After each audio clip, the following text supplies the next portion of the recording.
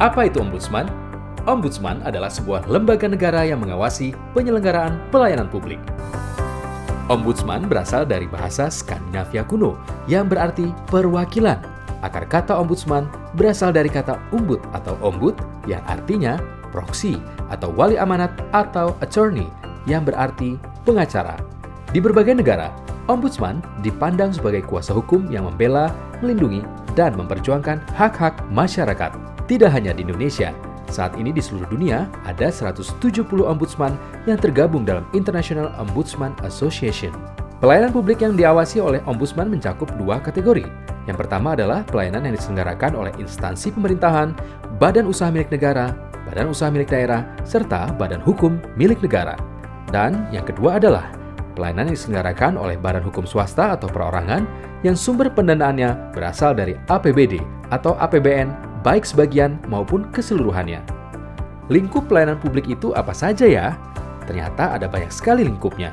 Salah satunya adalah penyelenggaraan pendidikan, kesehatan, perizinan, sertifikasi, administrasi kependudukan, informasi, jaminan sosial, penyaluran bantuan sosial, pasokan listrik dan air bersih, transportasi dan infrastruktur, lingkungan hidup, dan sebagainya.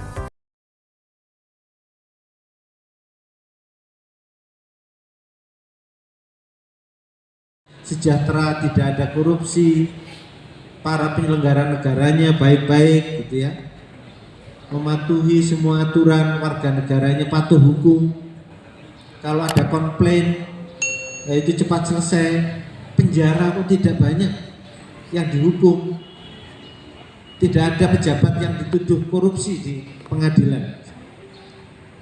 Nah, maka kemudian pada tahun 1722 ketika selesai masa pengungsian dan Swedia kemudian ditinggalkan Rusia, maka Raja Charles XII ini bertakhta kembali. Ketika Raja Swedia ini bertakhta kembali, maka dibentuklah lembaga tinggi ombudsman ini. Dibentuklah namanya itu Komisi Kerajaan, the King Justice of Ombudsman. Komisi Tinggi Negara, Komisi Tinggi Kerajaan yang disebut Ombudsman dalam bahasa Swedia. Dan itu kemudian mulai tahun 1822 itu sampai kemudian berlanjut ditiru oleh beberapa negara-negara di Skandinavia. Misalnya ditiru di Denmark, kemudian Skotlandia, beberapa negara Skandinavia itu. Dan mereka dapat membuktikan bahwa negara yang memiliki ombudsman itu adalah negara yang tingkat korupsinya rendah. Tingkat penyalahgunaan wewenangnya rendah. Dan itu hampir setiap tahun negara-negara Skandinavia ini kalau di ranking oleh Transparansi Internasional itu selalu masuk ranking tertinggi. Korupsi tidak ada korupsinya.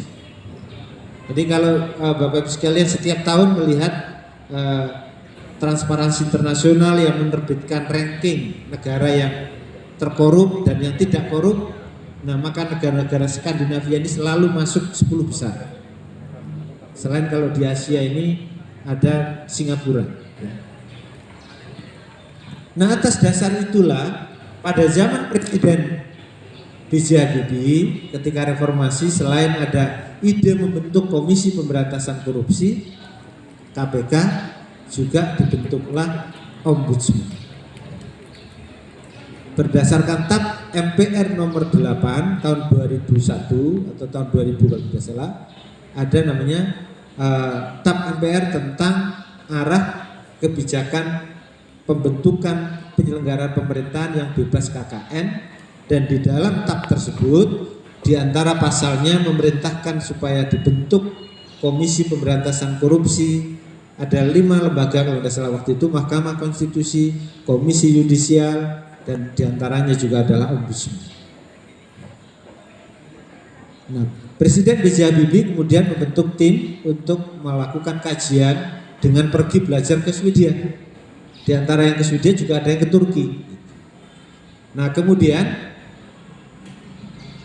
tim ini selesai melakukan kajian, ya, yang dipimpin oleh seorang mantan jaksa agung muda di bidang pidana, Bapak Antonius Wiyata, dan Profesor Sunaryati Hartono, dan ada Profesor Bagirmanan.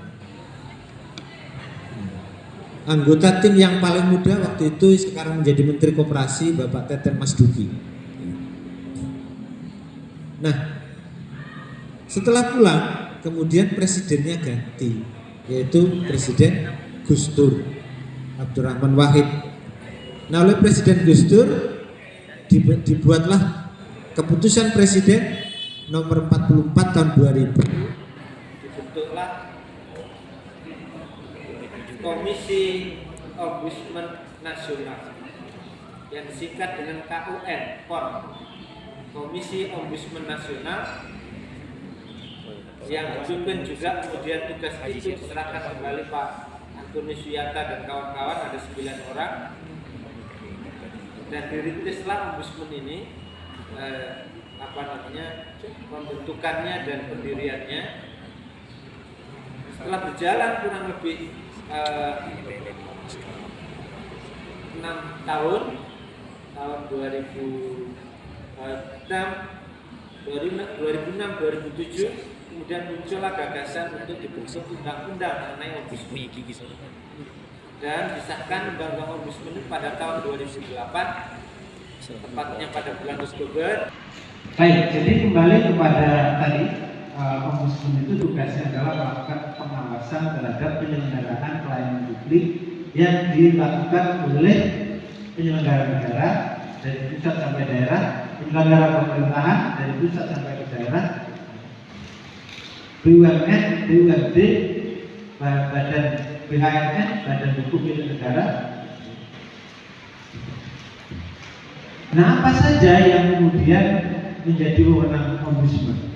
Yang pertama adalah ombudsman menerima komplain, public complaint, atau keluhan publik tentang pelayanan penyelenggara negara, penyelenggara pemerintahan yang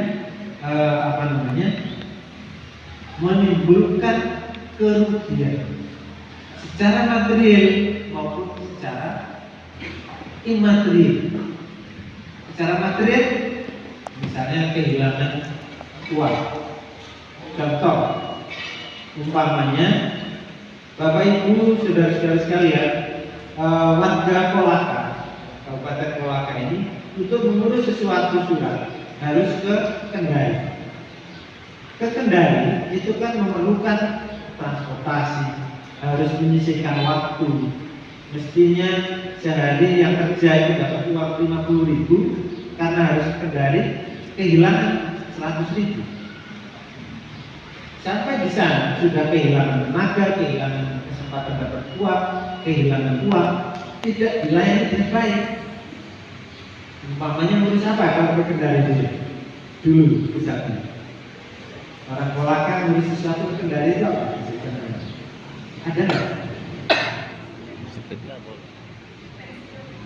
Pensiun, umpamanya ya, sudah karena orang tua sudah tidak sehat, anaknya pergi ke sana, maka izin tempat kerjanya hari ini tidak masuk karena urus. Sampai di sana misalnya, ternyata petugasnya nggak ada misalnya, ditangani oleh orang yang tidak berwenang misalnya, sehingga mestinya sehari selesai menjadi tidak selesai. Itu contoh pelayanan publik. Ngurus perizinan namanya, ya. Dan bentuk-bentuk pelayanan publik yang lain. Nah, pasti di situ akan terjadi kerugian. Nah, ini contohnya terjadilah maladministrasi namanya. Maladministrasi itu adalah tindakan atau perbuatan yang melawan hukum, menyalahgunakan wewenang, tidak melayani, atau melakukan tindakan yang pelayanan yang tidak benar, tidak patut. Misalnya minta bayaran, misalnya bilang kepada yang dilayani itu, saya akan membantu Bapak menyelesaikan surat ini atau menyelesaikan membuat surat itu kalau dibayar. Bayarlah, ada uang administrasi, ada uang rokok, ada uang tip, ada uang amplop misalnya. Ya pastilah perlu ada rokok biar cepat misalnya begitu. Nah, itulah contoh yang disebut dengan perbuatan melawan hukum, melakukan penyalahgunaan wewenang, dan bentuk-bentuk penyimpangan yang lain. Nah, bentuk-bentuk maladministrasi inilah yang menjadi sumber terjadinya korupsi. Pasti korupsi itu dimulai karena adanya maladministrasi. Kalau maladministrasi itu tidak terjadi, maka tidak akan ada korupsi di dalamnya. Jadi sudah bisa kita pastikan munculnya korupsi itu pasti karena ada maladministrasi. Konteks dalam penyelenggaraan pelayanan publik, apalagi di ranah yang contohnya perizinan tambang, perizinan pendirian proyek-proyek pembangunan. Untuk memperoleh tender, biasanya itu memenangkan tender maka harus melakukan suap dan sebagainya. Itu berarti ada benar terjadi maladministrasi, maka kemudian dibuatlah berita acara. Kemudian pihak terlapor, karena di situ pasti ada orang yang dilaporkan, maka pihak terlapor kita minta untuk hadir.